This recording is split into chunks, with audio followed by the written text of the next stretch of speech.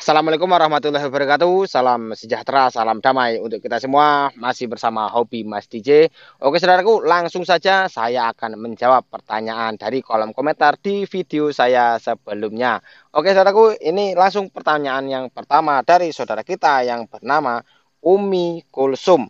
Assalamualaikum. Waalaikumsalam. Mas mau tanya, kalau perut sebelah kanan kayak mengencang, terus kalau sudah mengencang pasti nggak nyaman, keliengan dan perut juga nggak enak.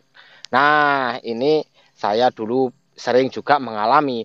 Biasanya, nih perhatikan saudaraku ya, bagi Anda yang masih banyak keluhan di area perutnya dikeluhkan yang seperti ini biasanya dari situasi kondisi kita yang sudah membaik, terus kemudian tiba-tiba perut kita tidak nyaman. Nah, perut tidak nyaman ini biasanya sebelah kanan ini agak mengencang. Ini biasanya juga gembrujuk. Kalau bahasa Jawa ya sengkil. Jadi agak-agak sakit di bagian kanan. Ini kalau kita posisi begini kan biasanya akan bertambah sakit. Dan biasanya ini kalau yang sudah mulai membaik, ini faktor makanan. Biasanya, coba Anda ingat-ingat sebelum-sebelumnya Anda memakan makanan apa. Gitulah. Jadi harus kita pahami diri kita. Ketika kita ada sensasi, oh apa sih yang menyebabkan ini? Simak di part 41. Jika ada tambahan, silahkan ditambahkan daftarnya sendiri menurut kondisi Anda masing-masing. Yang jelas di part 41 itu sudah saya berikan beberapa contohnya, baik yang disadari atau yang tidak disadari yang membuat kita kambuh. Nah, gitu saudara ya. Jadi untuk saudara kita ini silahkan perhatikan setelah kondisi perut kita agak gembrujuk ini, biasanya besoknya itu BAB kita akan cair. Jadi ketika yang sebelah kanan ini ketika ada suara berisik kerucuk-kerucuk itu bertambah, biasanya akan diare atau BAB-nya akan cair. Tetapi jika BAB-nya tidak cair dan tidak ada suara gembrujuk, hanya kencang saja, itu biasanya hanya keram otot itu bagian luar.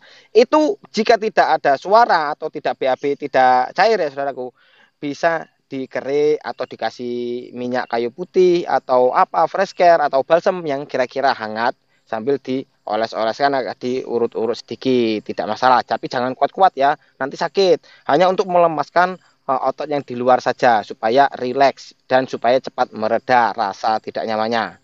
Tetapi jika BAB Anda cair, nah ketika Anda ingat-ingat makan apa, ketika masih juga tidak ingat, pokoknya penanganannya perbanyak minum. Jadi perbanyak minum, makan makanan yang jangan pantangan dulu, yang berminyak terutama jangan dulu. Nanti Anda mentang-mentang sudah enak makan yang berminyak, setiap hari makanan yang berminyak bisa jadi menjadi penyebab perut kita ini BAB cair. Saya dulu sering sekali seperti itu.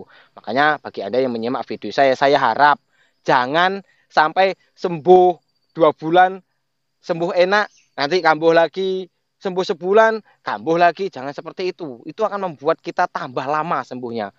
Hanya mengulur-ngulur waktu. Sampai kapan Anda mau menyimak terus video seperti ini? Sampai kapan Anda merasakan sensasi yang tidak sudah-sudah? Nah, gitulah. Kita pakai logika saja. Jangan cemas ya, yang jelas ketika kita ada keluhan silahkan ditanyakan, insya Allah ada solusi. Yang jelas gini, setiap orang memang kondisi lambungnya berbeda, tetapi penanganan ketika keadaan yang menyerupai itu biasanya rata-rata pun sama. Gitu ya saudara ya. Yang si A gemberujuk juga diare, si B gemberujuk juga diare. Ya biasanya sama penanganannya. Cuman ketika yang kondisinya badan sudah mulai bagus, yang si B belum, misalnya si A badannya sudah enak aktivitas, yang B belum. Biasanya tingkat kekambuhannya juga berbeda. Biasanya yang A ini ketika kondisi badan belum terlalu fit, terus hanya agak membaik, terus kambuh biasanya akan lebih berat dibanding yang B. Karena B sudah lebih baik, dia sudah bisa banyak beraktivitas. Gitu loh logikanya. Jadi kalau kita itu tidak memahami diri kita, ya sulit. Makanya simak video saya part demi part. Saya selalu menekankan supaya Anda itu bisa memahami diri Anda masing-masing. Untuk penanganan yang ketika BAB kita memang cair ya, setelah gemburujuk-gemburujuk, tahu-taunya beneran cair. atau BAB kita masih tidak bagus, itu simak di part 31. Di situ sudah saya jelaskan. Atau Anda bisa mengonsumsi obat diare yang biasa Anda konsumsi. Nah, gitu saja. Terus kita lanjutkan saudara kita yang akunnya bernama Romnah. Assalamualaikum. Waalaikumsalam. Mas DJ, saya mau tanya apakah asam lambung pengaruh sama jerawat yang ada di wajah? Soalnya jerawat nggak hilang-hilang, tumbuh lagi, tumbuh lagi. Nah, jerawat ini saudaraku ya. Sebenarnya banyak sekali faktor yang menyebabkan kita jerawatan. Nah, yang membuat kita panik apa? Kok ya pas tumbuh jerawat itu mungkin pas banyak-banyaknya atau pas kok tidak sembuh-sembuhnya, kok pas sama keadaan pas kita terkena asam lambung. Nah, ini yang membuat kita panik, ya kan? Coba Anda teliti, Anda perhatikan sajalah. Orang normal banyak sekali yang jerawatan tanpa terkena asam lambung. Nah, jadi ketika Anda terkena asam lambung terus jerawatan ya nggak usah panik. Orang normal juga loh bisa jerawatan. Nah, tinggal Anda ingat-ingat, Anda itu sering mengonsumsi apa, atau udara di lingkungan Anda itu tidak baik, atau memang sebelum-sebelum dari terkena asam lambung itu Anda sudah sering jerawatan. Nah, kalau saya pribadi, saya dulu memang dari SMK, saya sering jerawatan. Malah ketika saya terkena asam lambung, pola makan saya sangat saya jaga. Saya ada kalau setahun lebih itu tidak makan yang namanya berminyak itu tidak timbul jerawat. Padahal saya tuh sebelum terkena asam lambung, saya kan sangat suka sama coklat. Nah, kemudian terkena asam lambung ya saya tidak makan coklat karena ketika makan coklat saya kambuh. Kacang-kacangan, saya kambuh. Gitu loh. Jadi ketika sudah mulai sembuh, Anda ingin mencoba sedikit-sedikit makanan yang berminyak, ya silahkan. Tapi disimak dulu part 28 untuk cara-cara triknya supaya Anda bisa makan makanan yang lain. Nah, terus ketika saya sembuh inilah jerawat saya ini banyak hilang timbul karena saya memang gemar coklat. Dan sekarang saya makan coklat lagi. Saya sudah bisa makan coklat. Terus kacang-kacangan. Saya sering. Ketika saya kerja atau ketika saya lembur pun ngopi makanya sama cemilannya sama coklat ya. Biasanya 2-3 hari timbul jerawat. Tidak usah panik. Tetapi jika jerawat Anda terlalu banyak dan memang sangat mengganggu, silahkan konsultasi ke dokter spesialis kulit. Nah, jadi supaya tepat penanganannya. Memang jerawat itu mengganggu penampilan. Saya akui itu. Tetapi kalau ketika tidak berbahaya, hanya bisa tumbuh satu terus hilang lagi, biasanya sebelah terus hilang, nggak apa-apa lah. Namanya juga manusia hidup loh.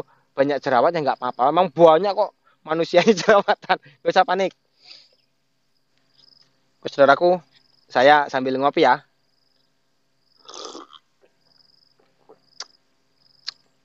Kok kopinya agak aneh, nggak enak.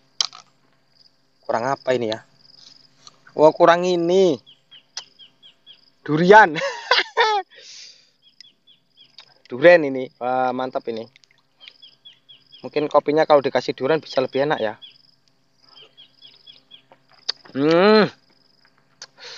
Jospol pokoknya. Itu untuk saudaraku tetap semangat ya. Yang jelas pahamilah diri Anda.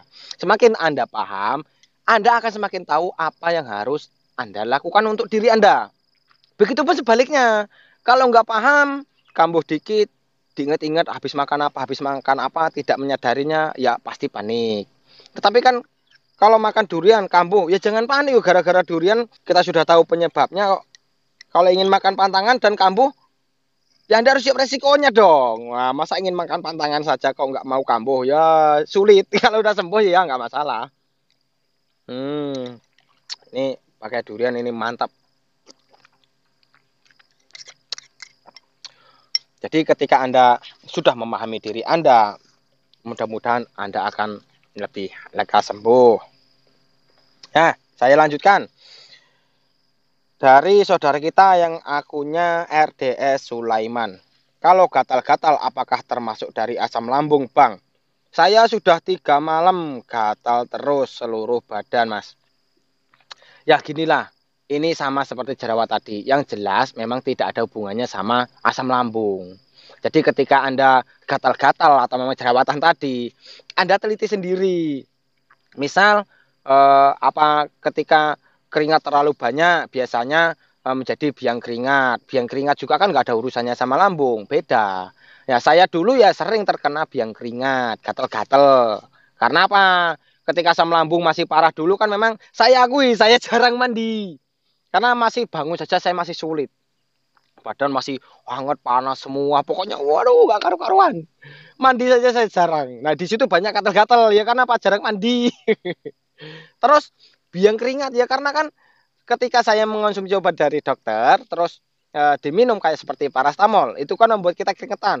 Saya tetap pakai jaket, tetap pakai baju panjang, jadi keringetnya banyak tertahan. Nah, kadang-kadang membuat biang keringat. Anak kecil pun seperti itu yang paling sering. Nah, ketika sudah dewasa pun, ya masih kemungkinan besar masih bisa mengalami biang keringat. Saya dulu mengalami. Nah, untuk saudara kita ini, untuk gatal-gatal di kulit, jika memang sangat mengganggu, sudah tidak tertahan, banyak sekali mungkin gatalnya tidak wajar, ya hubungi dokter. Gitu loh. Jangan lupa ketika Anda berkonsultasi dengan dokter, bicarakan sama dia, Anda juga mempunyai asam lambung. Nah, supaya apa-apa yang diberikan nanti tidak mengganggu lambung kita. Nah, gitu ya saudaraku ya. Terus akun selanjutnya dari saudara kita yang bernama Yana Yana. Mas DJ, selama asam lambung rambut rontok banyak tidak? Kalau iya terus minum obatnya apa? Terima kasih. Jadi gini saudaraku ya. Rambut rontok saya dulu memang agak lama karena anxiety saya dulu cukup tinggi. Saya sudah sangat gelisah, saya sudah hampir pasrah saja. Tiap hari mikir, terus kok nggak sembuh-sembuh kok seperti ini, terus ini kapan lah membaiknya ini, apa-apa dikit saya takut, keluar rumah saya takut, sehingga rambut saya pun rontok. Nah, banyak nggak rontoknya? Lumayan, sekitar kalau saya tarik ketika mandi ya biasanya pakai sampo, terus saya tarik begini, agak dijambak, biasanya akan ada yang ikut di tangan ini 10 sampai 20 helai. Nah, ini cukup lama sampai anxiety saya banyak menurun. Aku sudah pernah saya bahas di video saya sebelumnya. Ketika tidak anxiety pun, tetapi mungkin kita mempunyai pekerjaan kita memeras pikiran, ya biasanya rambut kita rontok. Yang membuat cemas apa? Ketika kita browsing rambut rontok ini, terus terangnya. Jadi ketika kita browsing, oh tanda-tanda penyakit apa ada di bisa gangguan selaput otak lah, gangguan apa di otak lah, ini membuat rambut rontok, membuat keringat dingin, membuat badan nyeri-nyeri, ya ini kan semua ada di kita. Nah, ini membuat panik. Makanya dari itu sudah sangat sering saya bilang, dokter saja mendiagnosa pasiennya itu banyak sekali prosedurnya. Dari cek A, B, C, ronsen, ini, itu, segala macam, baru jebret sakit Anda ini. Itu pun kadang-kadang juga tidak selalu tepat. Ketika kita tidak yakin, kita mendatangi 2 sampai 3 dokter kadang-kadang. Kan gitu toh kehidupan nyata ini. Ya ini kok modal browsing mengira-ngira, waduh, ya membuat kita cemas. Ya kita sekolah dokter aja tidak, gitu loh ya. Jadi pahami diri kita. Ketika belajar masalah asam lambung ini, tidak usah terlalu pusing, terlalu detail yang dipikirkan. Karena apa? Tujuan kita ini hanya ingin sembuh. Itu saja. Kalau kita sudah sembuh ya sudah. Jadi nanti begah, misalnya begah itu begini-begini, ada zat ini, zat ini, zat itu, ada bakteri ini A, B, C, D, kita pusing. Saya kan tidak mengajarkan seperti itu. Ya karena saya pun tidak mau tahu hal seperti itu untuk apa. Yang kita perlukan itu hanyalah sembuh. Nah, cara-caranya sembuh ini bagaimana? Gitu loh ya. Terus saudara kita yang akunnya bernama Udan-Udan. Mas, mohon solusinya Mas. Aku kerja bangunan. Gimana solusinya Mas agar tetap bisa kerja? Sampai sekarang pun masih kerja bangunan. Tapi pas sore keliengan. Mohon solusinya Masku. Oke Masku. Jadi ini saya kasih solusi, mudah-mudahan tepat ya. Bagi untuk saudaraku siapapun yang kira-kira kita kerja itu menggunakan tenaga. Nah, jadi itu bersyukurlah. Karena memang banyak sekali kita dari penderita asam lambung ini yang belum sanggup bekerja, apalagi sama tenaga. Nah, untuk saudara kita udan-udan ini sudah bagus. Anda harus bersyukur Anda sudah bisa bekerja. Yang membuat kadang-kadang itu kita bertambah tidak nyaman ketika apa? Karena bekerja mungkin di bangunan atau di pabrik atau ikut apa di kerjaan apa yang kira-kira memang membutuhkan tenaga, itu juga kan biasanya karyawannya lebih dari satu. Ketika istirahat, apa yang dimakan, apa yang diminum, nah ini yang harus kita perhatikan. Ketika kita melihat kawan-kawan pada ngopi, ya kita kan sadar diri harusnya dong. Kita kan masih terkena asam lambung. Ya janganlah kita ngopi, gitu loh. Boleh ngopi ketika memang sudah membaik. 3 hari sekali atau 4 hari sekali. Jangan mentang-mentang hari ini ngopi sudah enak, besok ngopi lagi, besoknya ngopi lagi, besoknya kambuh. Gitu loh. Yang jelas gini, ketika Anda bekerja di pekerjaan yang kasar ya, ketika ada matahari, lama-lama di matahari itu tidak masalah ketika sore. Niatkan itu untuk olahraga sebagai pengganti jalan sore pun bisa. Tetapi ketika Anda sudah pulang dari kerjaan Anda masih ada matahari dan Anda ingin berjalan sore, ya itu yang bagus. Gitu loh ya. Yang jelas jangan sampai kelelahan. Kita ukur kemampuan kita masing-masing. Jangan telat-telat makan. Karena ketika kita bekerja dengan tenaga, kita biasanya membutuhkan kalori yang lebih. Gitu loh saudaraku. Jadi jangan telat makan. Ketika Anda bangun tidur ya segeralah sarapan. Simak di part 30 sudah saya jelaskan pola-pola makan. Ketika Anda melihat kawan-kawan yang pekerja yang lain makan-makan itu kok tidak apa-apa dan Anda pengen makan itu dihindari. Lebih baik Anda simak di part 36. Di situ kan sudah saya jelaskan makanan-makanan yang direbus-rebus itu. Umbi-umbian itu bagus untuk badan. Untuk menambah tenaga pun bagus. Anda bawa dari rumah. Nah, begitu. Perbanyak minum. Apalagi kerja kasar kan enak. Kita berkeringat kita lebih daripada orang yang bekerja hanya duduk. Gitu loh. Kita pahamilah diri kita. Ketika kita bergerak banyak keringat, enak minum. Ya minum yang banyak. Kita tidak banyak bergerak pun sangat saya sarankan itu banyak minum. Nah, gitu ya saudaraku. Jadi jangan sampai Anda teledor bahasanya. Ketika kita teledor, kita tidak memahami diri kita, ya kita akan sembuh kambuh, sembuh kambuh. Agak enak sedikit, kambuh lagi. Mau sampai kapan? Gitu loh. Oke, saudaraku, jika ada salah ucap, salah kata, saya mohon maaf karena saya manusia biasa. Jika ada benarnya, itu datangnya dari yang kuasa untuk Anda.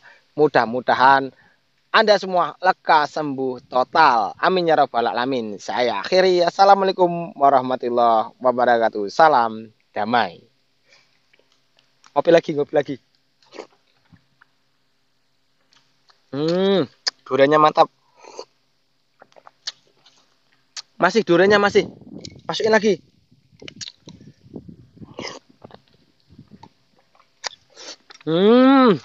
Mantap.